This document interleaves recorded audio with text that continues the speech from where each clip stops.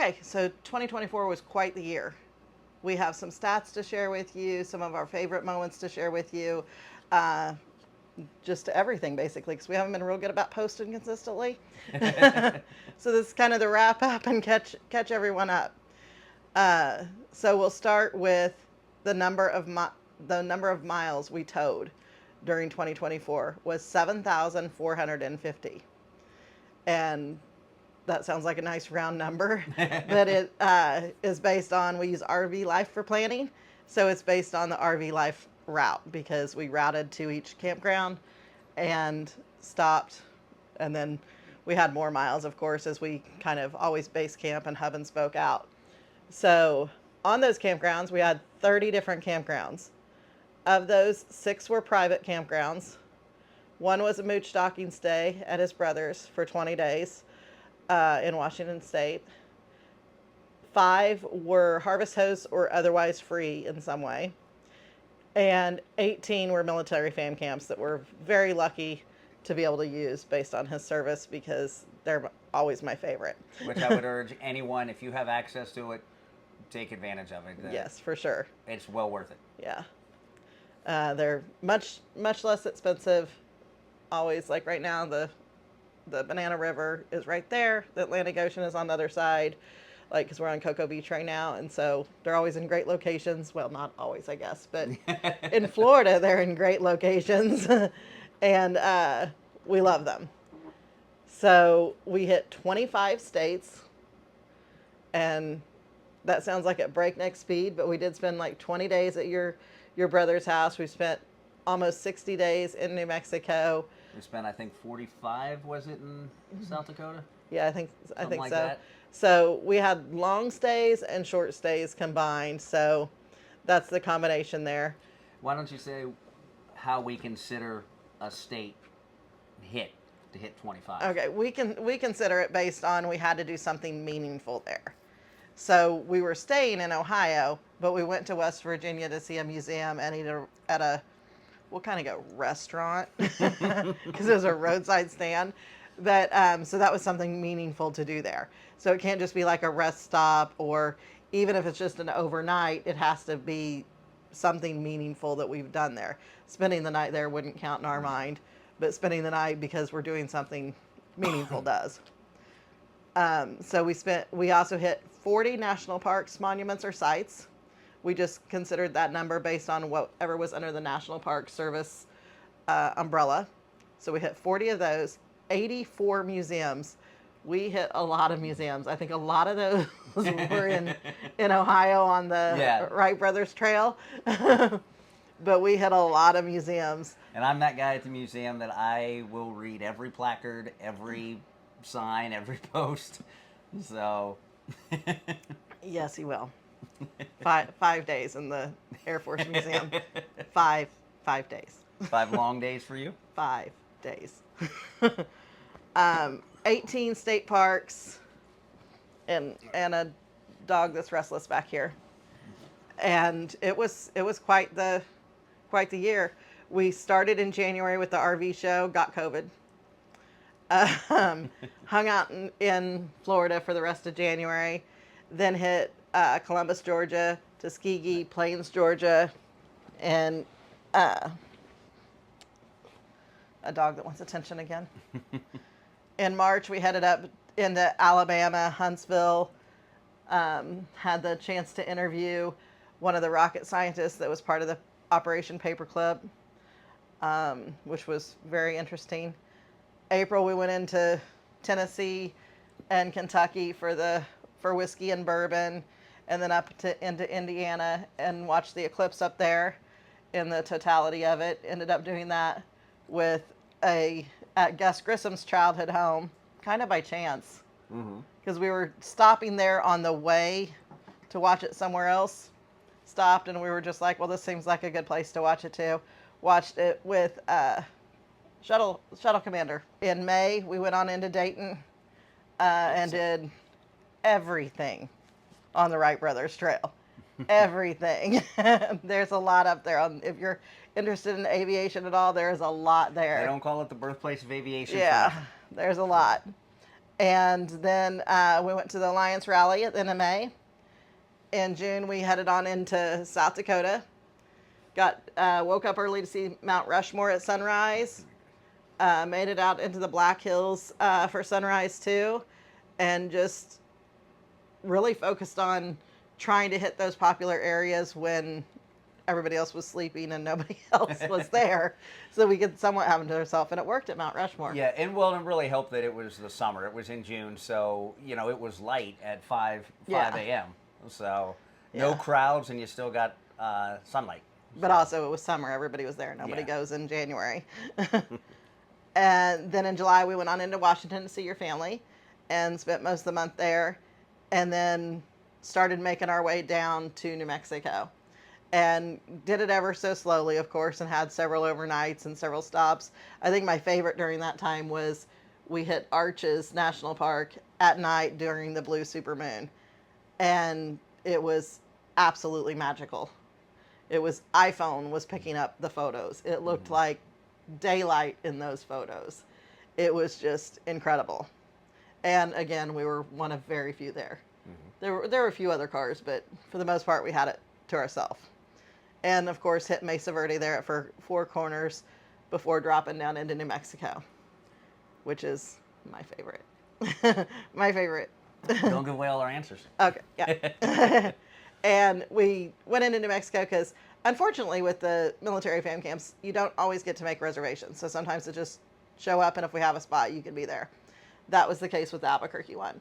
So we got there very, very early, and I wasn't complaining because the New Mexico, there's always something to do in New Mexico. You can go out and hike. There's tons of museums there too. And, but it's best if you hike so that you can work up your appetite for the green chili. Because the food was phenomenal. So we showed up in New Mexico for that to wait for the Balloon Fiesta, which we were lucky to be awarded media passes for that, and had a lot of fun at that. I've been going since I was in third grade. The best weather I remember of any fiesta. It was not frigid cold. It did not have to be. None of the sessions had to be called off. So it was incredible. And then that led us into October. We stuck around New Mexico for the Trinity site open house, which is once a year now, and went down to see the Trinity site with a lot of people. Yeah. Once a year, so it opens up, and there's a lot of people there. You want to get there early if you do that. The lines of cars to get into it, literally miles long. Yeah. Like 5, I think. Yeah. I think was the highest. And then went down into San Antonio, and you went to NRVTA for the week-long training. And then headed over to Florida. And had a little hiccup after the NRVTA with a slide, so we're still working on getting that fixed, actually. It's been a journey itself. But we thought it'd be fun to play a little game show type thing about what our favorite parts of the year were. So, you ready? And we don't know each other's. I think I other's. just showed it to everybody there. We don't know each other's answers yet either, so I think he probably knows mine. Yeah. Mine was Kentucky. I really enjoyed the Bourbon Trail. I thought it was a beautiful state. Too. Yeah. So, yeah, it was beautiful. So And good water. and very good water in Bardstown, all that. So mine was Kentucky. Mine was New Mexico. I lived there for a while before. I've always loved New Mexico. The scenery, the food, all parts of New Mexico. I just love New Mexico. So I was very happy to get back there and spend some time, and it was Vince's first time, so hopefully make him fall in love with it a little bit so he can spend a little bit more time there. And so our next one is our favorite event or activity that we did this year. Eclipse. Oh, I thought you were going to choose the airplanes. No.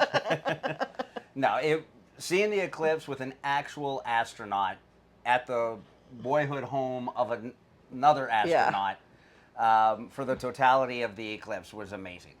Yes. It was awesome. Hearing his stories, just all parts of it. And somehow we became the center of attention because We have a Because we bought a toy a few days yeah, before. and it turns your cell phone into a telescope, and it's got a lens on it so that you can get the pictures and the video of the eclipse. And everybody was just really amazed at that, which surprised me because of who all was there. Yeah. So, Yeah. so the eclipse was my At one favorite point, event. Joe said, "This is the most interesting thing I've ever seen," and I thought, "Really, really, Joe?"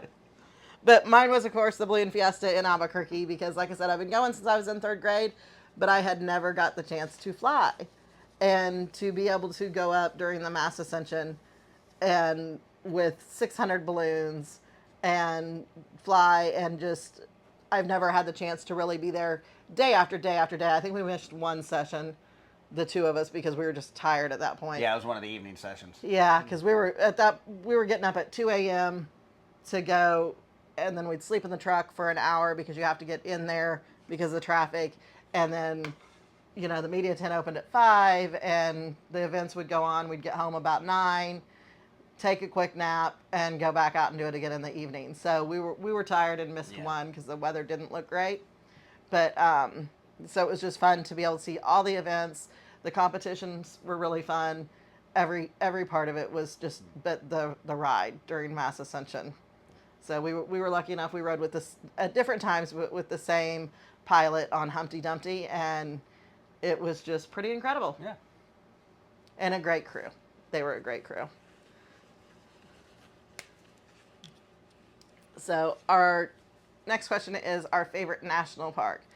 Like I said, we did 40 national parks and monument sites. Well, in this one, I don't even think I have a guess of what your favorite was. I don't think I have a guess on yours either. You ready? So, yep. Yeah. They were close. Yeah. But Close. Mesa Verde. I didn't do as much on Mesa Verde because I was traumatized as a child. Mesa Verde was just amazing, seeing the cliff houses and climbing there, and I like engineering and all that, and the fact that they were able to build what they built into an outcropping like that on the side of a cliff was just amazing to me. Yeah. It was really amazing. So he went on down into them. I didn't do that this time because I did it as a child, and just remember being terrified coming up. My little hands couldn't wrap around the ladders to climb back out, and so my dad had to climb over me, and I didn't want to do it again. So he did that one on his own. And mine was Arches, and I think a lot of it had to do with that evening trip that we took there, because it just was anytime that you have the chance to have something like that kind of to yourself. We had the privilege of that during the pandemic, of having White Sands to ourselves too. Anytime that you have something like that to yourself, it just makes it that much more special. And it was a beautiful night, clear, beautiful weather, just all parts of it. And it was my first time to Arches. The next one is our favorite museum. This one, I'm sure you know which one I'm going with on this one. See, I'm breaking rules. I'm choosing two because I couldn't decide. Oh, okay. I couldn't decide on this one, so I'm breaking rules. Ready? Yep. Yeah, I figured that would be Yeah. yours. Yours? The Swope Car Museum. Oh, okay. And the Sign Museum, which were both. No, the Swope was in Kentucky. Sign was in Ohio. Yes. Being an Air Force veteran, and the National Museum of the United States Air Force was my favorite. And that's, like she said before, we spent 5 days there, and I probably could have spent 5 more and would have been happy. It was amazing. I stayed home on the 5th day. Seeing all the planes and learning the history, and it was just awesome. And they have it, in my opinion, they have it organized so well with, the birth of flight up to World War I, and then World War II, and so on and so forth. That was by far my favorite. I think something that a lot of people overlook is the docents at these museums. Yes. Always talk to the docents. We, one of our best friends down here in Florida now is the docent that I had when I came down for a NASA launch and with media that time before the world went crazy. And we always, it's been the docents it was the docents at the American Rocket Museum in Huntsville that was really gave us the story. The docents at the Air Force Museum, they have all the information, and that their entire purpose for volunteering to be there, they're not paid, volunteering to be there is to share that knowledge with you, and they're going to be what takes the museums that much further for you, I think. I agree. Anyways, I agree. so mine is the Swope Car Museum, which was in Elizabethtown, Kentucky. And it was a rather large museum, free, and just attached to a car dealer. Somebody did it out of love for it. And I think that that's what made it one of my favorites, is that it was just truly doing it out of love for having these cars. And those were like Barrett Jackson level cars. Yeah. They were incredible cars. I'm not really a car person, but they were incredible level. So my other one is the American Sign Museum in Cincinnati. Starts to run together, unfortunately, but in Cincinnati. And I think that's just because I've always been infatuated by all the neon signs and everything. We've done the Neon Museum in Vegas too, and I've always been infatuated with all the old signs. And they had a really nice display of walking you through the evolution of how the sign, from painted signs into neon and everything. And it's smaller, but it was amazing still. And they're actually expanding, so yeah, they are maybe expanding. Next time we're through there to go to the Air Force Museum again, we'll go and check out. Help me. We'll go and check out the expanded one. Yeah, so. We'll do that. Biggest RV lesson learned. I think we've been most time since 2020, but I think this year of full time, there's a big difference in most time, even though we were out more than 50% of the time when we had the home base, and full time. So well. And this is what was this one? This was biggest RV lesson learned. Oh yeah, mine. Take it slow. Even though we spent, like she said, we spent 20 days in one place, almost 60 days in another, like 45 days in one. There were some areas that we went fairly quickly. So. And there are a lot of people that do 3 or 4 days at a time at every place. For us, that's a very short stop. Yeah. We don't like, we liked a 2 weeks minimum. Mm-hmm.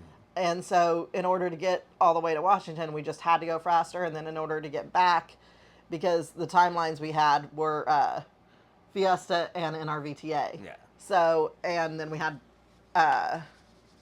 Alliance Rally before we could go there. So that just restricted our time down to where it made us move faster than we wanted to move. Yeah.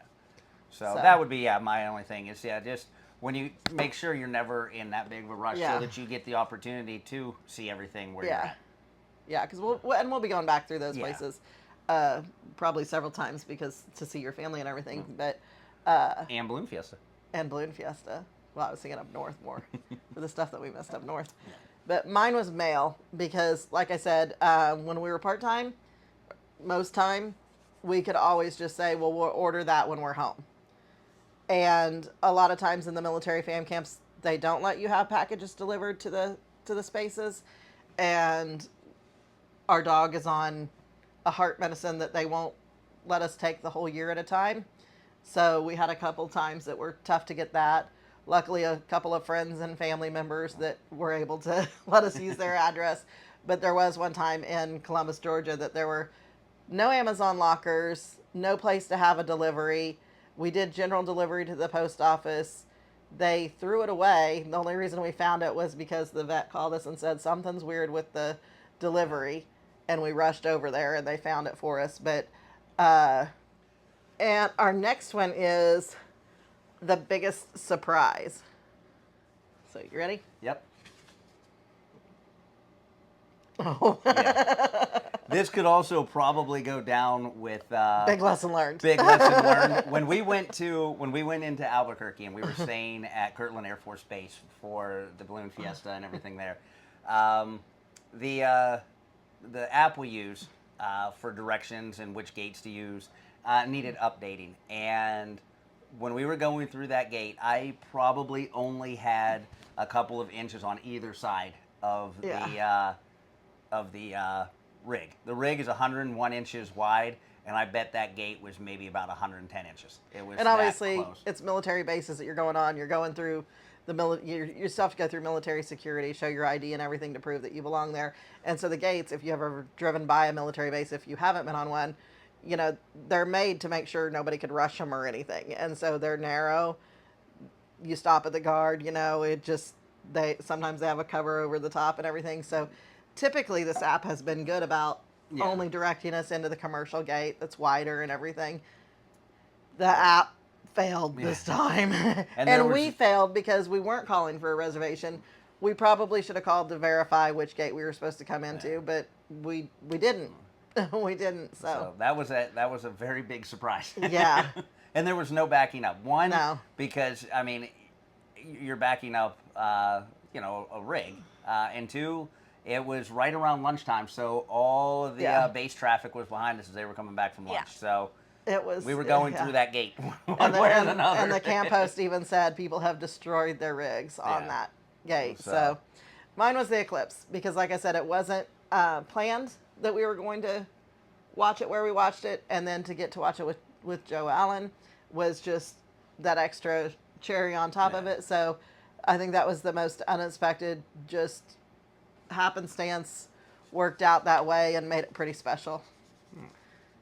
So what would you change about this year is our next one. Do you want to go first, or? I said go slower. Like we said, we don't like to move at one night here, 2 nights there, so that was just, even though we did have longer spans, that was just really quick for us. Even Santa. I went with be more open to things. Now, we did a lot. We had a very full year, but there were times when, something wasn't familiar and it was easier to kind of just, let's just have a lazy day, or when we could have missed out on a lot of great things. So, I think I'd just be more open to things and trying new things. So. Our next one is the thing that we were unexpectedly enjoyed. Didn't expect, kind of maybe did for the other person, or did because it's like the thing you're supposed to do when you're in that area, but we unexpectedly enjoyed it. All right. Ready? I'm going to get you. Mine was New Mexico. I have driven through the state, but I've never actually spent any time in New Mexico. Mm-hmm. And I was very pleasantly surprised. And I told you, if you've only driven through on the interstate, you have not seen New Mexico. Yeah. So not even close. So I was very pleasantly surprised with everything. With the balloon. Well, I knew I was going to have fun at the Balloon Fiesta. Yeah.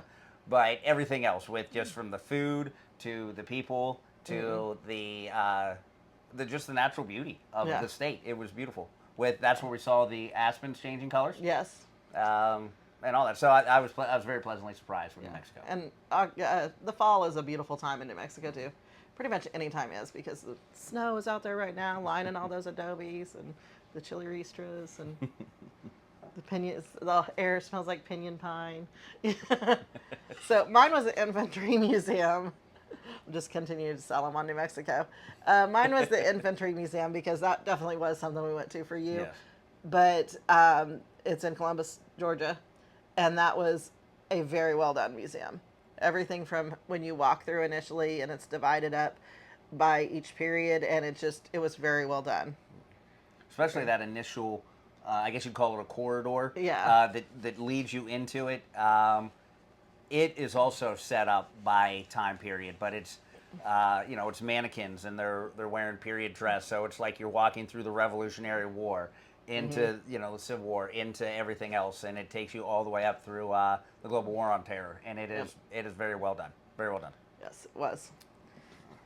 So our last one is, what one thing that we did this year would you recommend to others and say they have to go?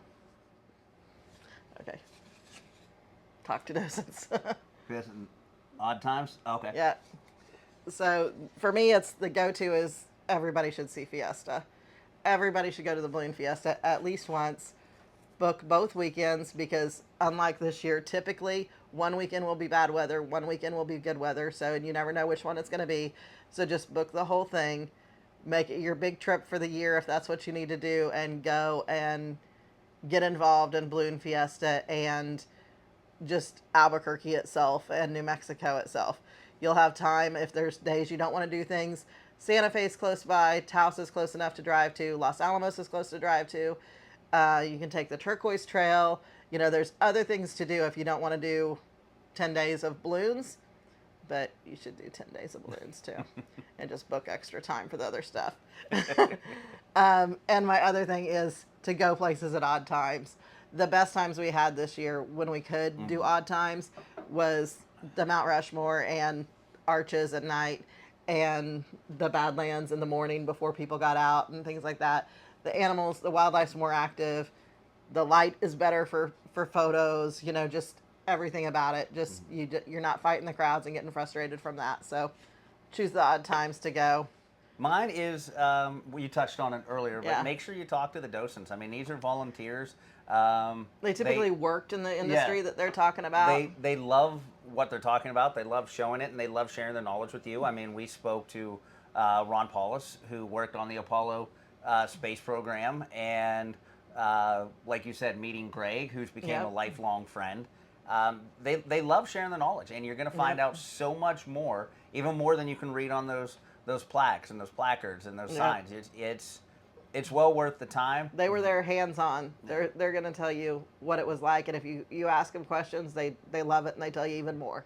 So that was pretty much our 2024. We've been in Florida now, you know, working on getting our slide fixed and doing a few other things that we put off throughout the year, as far as for ourselves, doing our doctor's visits, things like that. You know, put off the things that we needed to do, and we're getting that stuff done now, spending time with friends for the holidays and resting up and getting ready for the next year. We don't really know what next year brings for us yet. Last year we had it all planned out the entire year. Almost down to the day. Had the reservations made where we could make them, everything. So this year we don't as much because we're waiting to hear on some opportunities. We're waiting to hear on some opportunities that are out there, so we don't have it as planned out. But we will definitely be out there doing a lot of things. We're not, you know, not a lot of time is spent in our unit when we're traveling. Not a lot of days are spent in here. We are out doing things. I think we ate out at restaurants every day when we were in New Mexico. Yeah. So when the green chili helps. Yeah, So. that does help. So when we put out our best restaurants of New Mexico, they're the best. They're not just what TripAdvisor said or the 3 that we ate at. They're the best. So, and that's going back on, a lot of them were my old favorites too. So the ones that made it through the pandemic. But so. If you haven't yet, please like and subscribe. For sure. And also follow us on fittingandadventure.com, Instagram, Facebook, and here on YouTube. Yep. So, over on our site, we give a lot more detail on how to find the things and more of the detail into the history. We kind of brush on it on the videos, but we give more of the detail into the history and more of what to do, and our lists that are easier to reference when you're headed somewhere. If you're headed into New Orleans, we have a lot of suggestions there on New Orleans. Same with Key West Yeah, to a kind lot of of get Key you West. out of Old Town, off Duval Yeah. Street if you want to find some of that stuff. Yeah. So, So but thanks for watching.